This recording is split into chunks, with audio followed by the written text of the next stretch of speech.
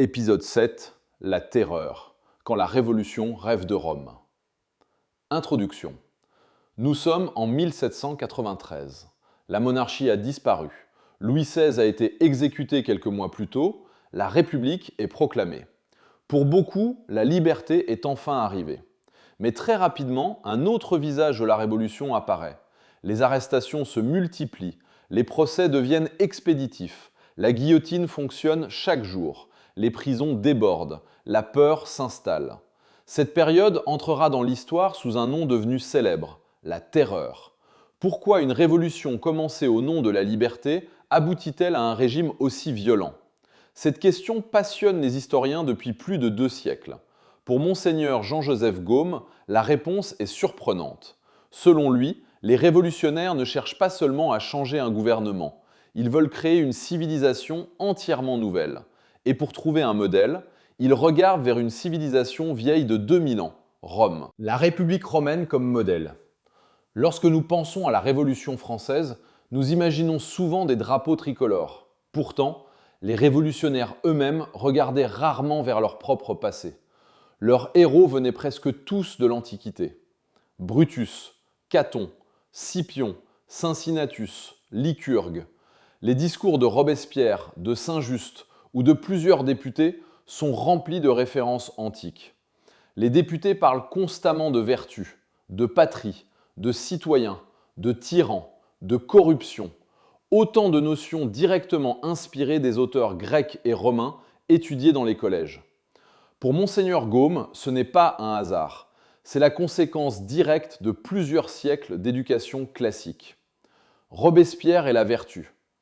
Maximilien Robespierre demeure l'une des figures les plus controversées de la Révolution.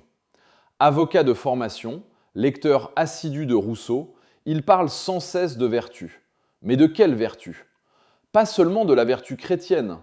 Il admire aussi la vertu civique de Rome, le sacrifice de soi pour la République, l'intérêt général placé au-dessus des intérêts particuliers, la discipline, le devoir, le citoyen idéal. Ces références traversent l'ensemble de ses discours. Pour Monseigneur Gaume, Robespierre n'invente pas ce langage. Il le reprend aux auteurs antiques qu'il a étudiés toute sa jeunesse. Saint-Just. À seulement 26 ans, Louis-Antoine de Saint-Just devient l'une des personnalités les plus influentes du Comité de salut public. Son style impressionne. Ses discours sont remplis de références romaines. Il rêve d'une république pure, vertueuse, incorruptible. Il affirme que les institutions doivent transformer les citoyens. Pour lui, une république ne peut survivre que si les hommes deviennent moralement exemplaires. Cette idée rappelle directement les réflexions de plusieurs auteurs antiques. Monseigneur Gaume, voilà une nouvelle preuve de son raisonnement. Les révolutionnaires ne créent pas leur modèle, ils les reproduisent. Les symboles changent. Une révolution ne transforme pas seulement les lois, elle transforme aussi les symboles. À partir de 1792, la France change rapidement de visage. Les statues royales sont détruites, les armoiries disparaissent, les fleurs de lys sont remplacées, les monuments sont rebaptisés, les places changent de nom, les références chrétiennes s'effacent progressivement de l'espace public. À leur place apparaissent de nouveaux symboles, le bonnet phrygien, les faisceaux, les colonnes antiques, les couronnes de laurier, les aigles, les allégories de la République. L'esthétique révolutionnaire s'inspire largement de l'Antiquité romaine. Les artistes de l'époque participent eux aussi à ce mouvement. Les tableaux de Jacques-Louis David en sont l'un des meilleurs exemples. Jacques-Louis David est bien plus qu'un peintre. Il devient l'artiste officiel de la Révolution. Ses œuvres célèbrent les héros antiques, le Sermon des Horaces, Brutus. Les lecteurs rapportent à Brutus les corps de ses fils. Puis viennent Marat, les cérémonies révolutionnaires. Tout son langage artistique est profondément néoclassique. Pour Monseigneur Gaume, cet art n'est pas décoratif, il est pédagogique. Il apprend aux citoyens quel héros admirer, exactement comme les collèges l'avaient fait auparavant. Une nouvelle religion? C'est peut-être l'aspect le plus étonnant de la Révolution. Après avoir attaqué l'Église catholique, certains révolutionnaires ne souhaitent pas supprimer toute forme de religion. Ils veulent en créer une nouvelle. En 1793 apparaît le culte de la raison. Des cérémonies sont organisées dans plusieurs anciennes églises. Puis Robespierre propose une autre voie, le culte de l'être suprême. En juin 1794, une immense fête est organisée à Paris. Robespierre y joue un rôle central. Pour lui, une république ne peut vivre sans principes moraux communs. Il cherche donc une forme de religion civique. Manger-Gaume considère cet épisode comme particulièrement révélateur.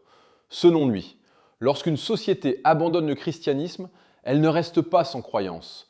Elle cherche d'autres références, d'autres rites, d'autres symboles. Le calendrier révolutionnaire. La révolution ne change pas seulement les lois, elle change le temps lui-même. Le calendrier grégorien est abandonné. L'année commence désormais avec la République. Les mois changent de nom. Vendémiaire, Brumaire, Frimaire, Nivose, Pluviose, Ventose. Chaque semaine disparaît au profit de décades.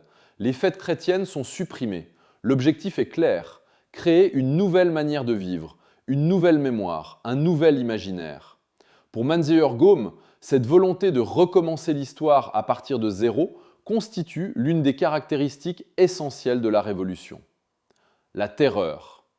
Mais la République idéale ne vient pas. La guerre continue, les complots se multiplient, les divisions apparaissent. Le gouvernement révolutionnaire répond par la répression. Entre septembre 1793 et juillet 1794, des milliers de personnes sont exécutées. La guillotine devient le symbole de cette période. Robespierre affirme agir pour sauver la République.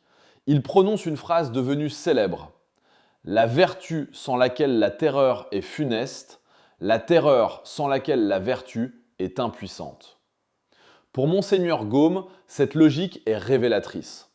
Lorsque l'homme prétend reconstruire entièrement la société, il finit souvent par vouloir imposer le bonheur par la force. Ce que disent les historiens. Les historiens reconnaissent largement l'influence de l'Antiquité sur les révolutionnaires. Les références à Rome sont omniprésentes dans les discours, les œuvres d'art, les cérémonies et les institutions. En revanche, ils expliquent généralement la terreur par un ensemble de facteurs. La guerre contre les puissances européennes, les insurrections intérieures, les divisions politiques, la peur permanente des complots, les difficultés économiques, les choix des dirigeants. Autrement dit, l'inspiration romaine existe bien, mais elle ne suffit pas à elle seule à expliquer la violence révolutionnaire. Conclusion.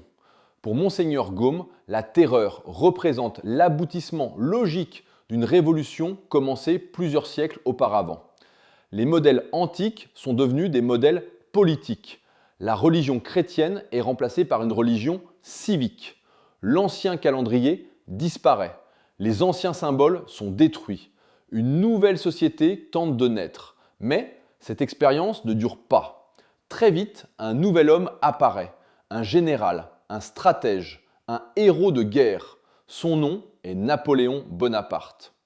Beaucoup pensent qu'il met fin à la Révolution. Monseigneur Gaume pense exactement le contraire. Selon lui, Napoléon ne termine pas la Révolution, il la prolonge sous une autre forme. Et c'est précisément ce que nous découvrirons dans le prochain épisode. Napoléon a-t-il vraiment mis fin à la Révolution ?